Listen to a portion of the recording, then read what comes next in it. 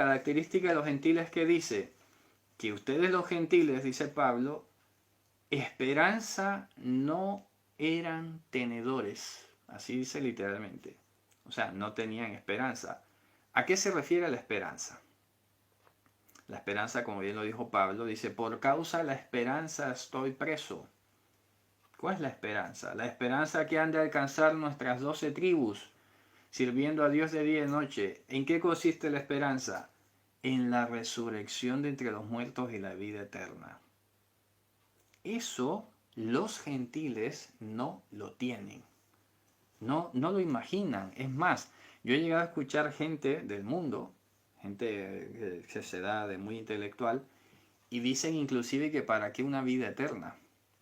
O sea, que a ellos les basta ya con vivir lo que viven y ya está, que eso debe ser aburrido, etcétera. Sí, claro, pero es que no lo conoces. Por eso es que dice, ustedes los gentiles no tenían esperanza, vida eterna. ¿Se acuerdan lo que le dijeron los filósofos griegos a Pablo cuando predicó la resurrección entre los muertos? Dijo, sí, hombre, ya te vamos a oír hablando esto otra vez. ¿Qué va? ¿Qué resurrección ni qué nada? Si nosotros estamos esperando es morirnos para trascender de esta prisión, de este cuerpo. Saben que los griegos hablaban de que el cuerpo era la prisión del alma, supuestamente. Y resulta que por esa razón no tenían la esperanza de resurrección ni nada por el estilo. Y es una cosa muy fuerte, ¿no? Porque la gente puede estar creyendo que cuando se muere se va a la presencia de Dios, por ejemplo, que es una frase bastante de cajón, muy utilizada comúnmente para consolar a la persona. Y yo no sé cuál es el problema en decirle, oye, como dijo la hermana de Lázaro, no, yo sé que mi hermano va a levantarse en la resurrección, pero ¿por qué andar diciendo es que ahora está en la presencia del Señor? ¿Cuál presencia del Señor? Que ahora se va para el sepulcro y que vamos a esperar es que venga Dios para que lo resucite. Eso es lo que hay que decir. Es que ya no vale andar diciendo la misma frase del cajón, es que ahora está en la presencia del Señor. Que no está, que está sepultado, que ya es polvo, porque es lo que Dios dijo, pero que estamos con la esperanza, nosotros, los que estamos vivos. Seguimos cultivando la esperanza de que de la resurrección, la vida, mediante o de la vida eterna mediante la resurrección y excepcionalmente la transformación de nuestros cuerpos, los que lleguemos a estar vivos, como decía Pablo, ¿no? Pero si eso no fuera poco, lo dice más contundentemente. Dice, y ustedes eran ateos. Dice literalmente en griego la palabra atei.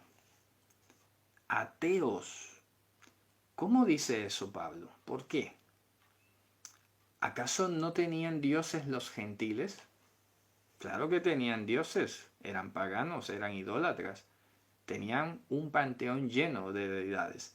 Acuérdense de esa plaza que visitó Pablo en Atenas, ¿no? Tenían todo un barrio lleno de deidades hasta que le reservaron un lugar al que no conocieran, al Dios no conocido, por si acaso, para que no se ofenda. Y aún así, como esos dioses en realidad no existen, porque eso lo dice Pablo en Corintios, ¿no? Dice, aunque haya muchos que llamen dioses, nosotros sin embargo solo tenemos un solo Dios. Un solo Dios que es Abba y que es el Redentor, el Señor. ¿Ok? Entonces por eso está diciendo, mira, ya puedes tener a toda esa cantidad de deidades de la mitología griega que ustedes en el fondo y en la práctica están sin Dios, son ateos. Y esto es muy tremendo. Existen registros históricos que sugieren que cuando un romano se convertía al Dios vivo, al Dios único y verdadero, sus familiares o las autoridades romanas lo llamaban ateo, porque para ellos la deidad de los hebreos no existía. Era un Dios inventado o una mitología, una leyenda. Entonces imagínate, vaya parodia, ¿no? O sea, ellos le llamaban a los hebreos ateos y a los romanos conversos, y Pablo, con la autoridad que tiene, está diciendo, ustedes los gentiles eran los que eran ateos, que vivían engañados pensando que tenían a un Dios. Ahora, ¿qué implica que fueran ateos? Implica fundamentalmente lo que acabamos de decir, no tener esperanza de nada. Si una de las cosas con las que Dios es asociado y debe ser asociado es la esperanza y la vida eterna. ¿Se acuerdan cuando vinieron los saduceos a ponerle una supuesta desafío a Mashiach sobre la resurrección? Porque ellos negaban la resurrección, estaban helenizados ya. ¿Y qué es lo que dice Mashiach? Dice, ustedes ignoran las escrituras por un lado, pero mucho peor, ignoran el poder de Dios. Ser un ateo debe ser tremendamente, bueno, a ver, esta gente no se entera. Los ateos viven felices sin Dios, pero viven sin esperanza. Ahora, es tan fuerte el estado de un ateo que, como dije hace un momento, esta gente llega a considerar que si se muere, pues ya está bien, que no necesitan vivir más. El estado psicológico de un ateo es una persona que por alguna razón desarrolló un desprecio por la vida. Entonces por eso la vida le parece como aburrida. ¿O para qué? ¿Para qué vivir? ¿Sabes? Si ya está bien, ya me muero y listo, no necesito vivir. Eso no es normal. No es normal. Una persona, miren, hasta los animales, y lo hemos visto ahora a través de todos los vídeos que se comparten, hasta los animales instintivamente prefieren vivir. Yo nunca he visto y no se suelen ver animales suicidándose. ¿Me explico? O renunciando a la vida. Porque los animales dan testimonio de cuál debe ser el comportamiento normal de un ser vivo. Un ser vivo, repito, siempre normal, sano, tiene que procurar la vida. Siempre. No se va a suicidar, no se va a acabar o a desbaratarse la vida. Esas personas que tienen esa actitud negativa hacia la vida, que no se cuidan, que la maltratan o que no les importa vivir eternamente, esas personas tienen una afectación, tienen un daño en su estado psicológico. Y ahí viene algo tremendo que se enlaza con la enemistad. Óigase bien, anótenlo que por ahí va a pasar. La enemistad principal que tenemos los seres humanos es con la vida. Es tremendo. Todo el mundo dice que quiere vivir, pero en el fondo no quieren la vida. Por eso, fíjense ustedes, hay un salmo que dice que esto suena, a ver, miren, vamos a leerlo, que esto creo que lo expliqué. Este es uno de mis versos favoritos de la escritura. Vamos, yo no sé si alguno los llevará contando, ¿no? Pero son montones los versos. Todos los versos son hermosos. Pero esto como suena, como he explicado hace poco, ¿no? Son como suenan que me da algo muy especial. El Salmo 34, versículo 13, dice: Mi haish ehafetz haim, ohev yamim lir'ot tov. Esto lo han traducido como: ¿quién es el varón que está complacido en la vida, que ama días para ver el bien? Ustedes se acordarán que en algún momento he explicado que cuando en hebreo pregunta quién, en realidad se puede entender nadie. Mi haish dice, no hay hombre en realidad que se complazca en la vida, no hay hombre que ame buenos días para ver el bien. Ojo, esa es una de las grandes enemistades que mentalmente llega a desarrollar el ser humano por alguna extraña razón. Y créanme, aquí en España, por ejemplo, hay unas alarmas que han saltado porque tiene una de las más altas tasas de suicidio en adolescentes. En adolescentes. Oye, que se suicide o se quiera morir alguien que tiene, no sé, muchísimos problemas, una enfermedad terminal, todavía tendría algo de lógica. Pero mira cómo va el mundo y cómo va esa enemistad mental, enemigos de la vida, que hasta los jóvenes se están suicidando. Jóvenes, adolescentes, Japón, Suecia, sobre todo, y lo más extraordinario de todo esto es que son países que tienen un nivel de vida estable, que no son jóvenes que están pasando necesidades. Oye, tú no ves a los africanos suicidándose. Me explico, con tú y que esa gente vive de una manera miserable y tú no oyes, o por lo menos no nos llegan estas noticias tan alarmantes de que hayan altas tasas de suicidio. Se suicidan más los japoneses que la gente necesitada del África. ¿Qué pasa? ¿Te das cuenta? Ahí hay algo muy tremendo.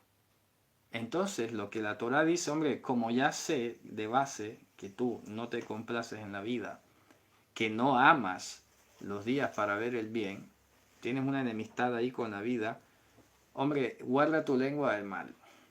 Tienes que empezar a desarrollar todo lo anterior, complacerte en la vida. Escuchen, tienes que empezar a complacerte en la vida.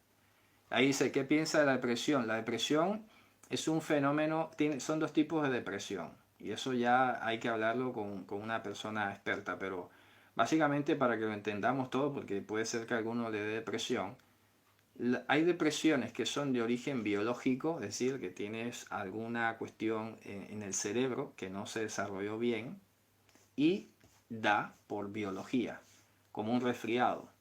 Te da, se te descompone, entonces te tomas un medicamento, una cosa que te compense y ya está bien. Y ya, no te deprimes. Pero otro tipo de depresión que viene cuando el entorno te agobia. Las situaciones, no ves nada claro, te satura y te vienes abajo. ¿Por qué? Ahora lo entendemos mejor, ¿no? Porque el estrés sube.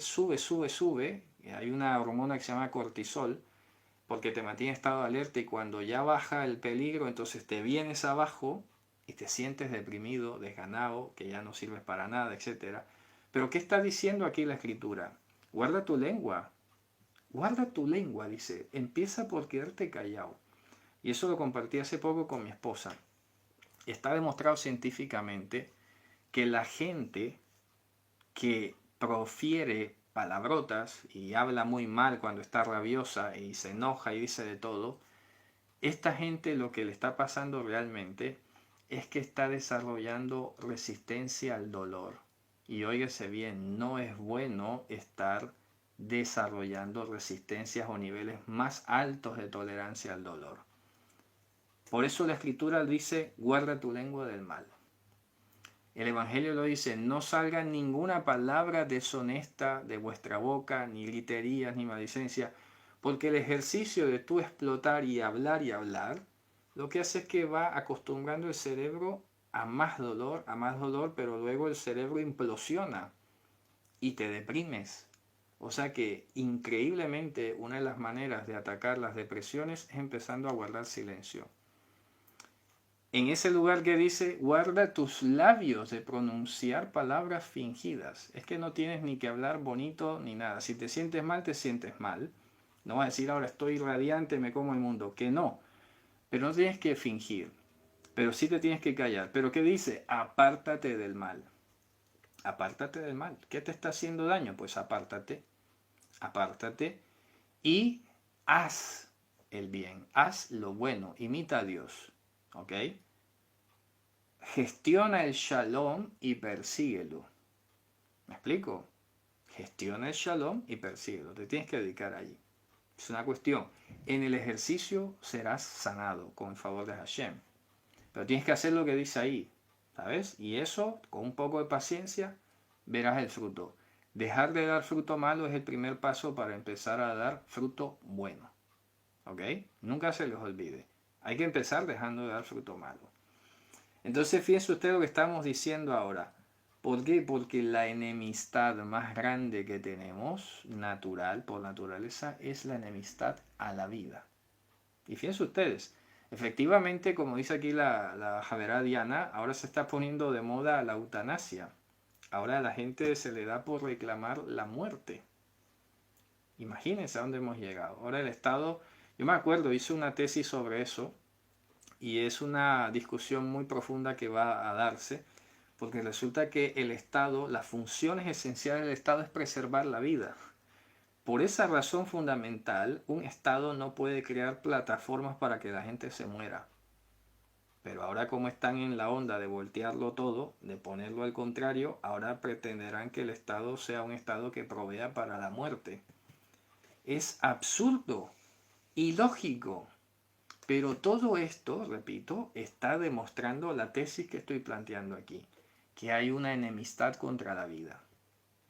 Fíjense ustedes, que lo he comentado también con mi esposa, se festeja y se gestiona el aborto, que es quitar una vida, pero luego no existen las mismas garantías y derechos y beneficios para quienes quieran engendrar un bebé. Eso sí cuesta caro, eso sí le pone dificultades, o para adoptar un niño, por ejemplo. Aquí es muy difícil adoptar un niño. Todavía en América tal vez pasar un poco más sencillo, pero aquí es cada vez más complicado. Dice, claro, pero a ver, ¿cuál es el problema, no? Te ponen con un discurso muy proteccionista supuestamente, pero estás en contra del desarrollo normal de la vida, ¿no? Entonces, fíjense ustedes, dice allí, volviendo al texto, que estaban sin esperanza, no tenían esperanza los gentiles, ni la tienen, ni les interesa, y eso es un daño mental. Lo digo con total categoría. Eso no es normal. No se puede vivir sin la esperanza de la vida eterna. No se debe. De poder ya han demostrado que sí puede, ¿no? Pero no se debe. Eso es un daño mental. Eso te tiene que decir a ti, claro, ¿qué me pasa? ¿Por qué no quiero vivir? ¿Cuál es el fastidio por la vida, no? ¿Por qué me aburre? ¿Por qué tal cosa? Para pensarlo mucho, ¿no? Y otra característica que dice, eran ateos en el cosmos. Claro, por lo mismo, ¿no? El ser ateo es que no tienes un Dios que te prometa nada, ni que te ayude en nada. Estás tú mismo contra el mundo. Estás a tu propia suerte, como dicen popularmente. Y esta es una de las grandes consolaciones que nosotros tenemos. El que Dios esté con nosotros, ¿sabes qué transmite esto? Confianza. El estar con Dios frente a un ateo es que una persona atea, por mucho que proyecte seguridad, está llena de temores. Lo que hace una persona cuando se llena, que es ateo, que no tiene el concepto de Dios, que lo ha erradicado, se lo han quitado, esta persona lo que hace es que sabe que está sola ante el mundo, porque no tiene un padre, ¿sabes? Tiene un problema con la figura paterna, y lo que hace es desarrollar una serie de fachadas, una serie de cintos de seguridad o de, ¿cómo se llama?, de cercos de protección de sí mismo, y ahí es donde se siente seguro, y así va viviendo hasta donde la vida lo lleve. Es una existencia muy triste, claro, pero él no se entera, ¿no? El problema es que ahora, cuando se nota muchísimo el cambio, entonces una persona, mecanismo de defensa se llama, ahora yo lo recuerdo, es un mecanismo de defensa frente al miedo. Pero ¿qué dice? Fíjate el cambio. Versículo 13. Pero ahora en Yehoshua HaMashiach, ustedes, repito, ustedes, está hablando de los gentiles, los que entonces estaban lejos, han venido a ser hechos cercanos, disponibles, en la sangre de Mashiach. ¿Qué hemos hablado que es la sangre? Sangre en hebreo, ya lo he explicado varias veces, se utiliza para hablar de la financiación de algo. ¿Saben? En hebreo decimos, mira, ahí tienes las sangres del viaje, ¿sí? Los viáticos. Ahí tienes las sangres de esta obra, o sea, el presupuesto, ¿no? El recurso disponible. Entonces, cuando hablamos en la sangre de Mashiach, no está hablando del líquido, no se está refiriendo tanto a eso, ¿sabes? El fluido que botó Mashiach y tal, porque de hecho ya ahora mismo no lo tiene, porque carne y sangre no puede atravesar el reino de los cielos, no puede ingresar. Entonces, ¿a qué se refiere que en la sangre de Mashiach? Hombre, en la financiación, en el pago, en el recurso que Él generó de sí mismo para que podamos entrar. El pago, exactamente, el pago, el recurso. ¿Me explico? Entonces, ahora somos hechos cercanos. ¿Por qué? Porque había alguna barrera. ¿Cuál es esa barrera? Acabo de decir ahora, la principal la tenemos todos cuando venimos a este mundo. La enemistad contra Dios, contra la vida. Pero Mashiach pagó el precio para no solamente liberarnos de la esclavitud en la que estábamos, sino también para transformar nuestra mentalidad.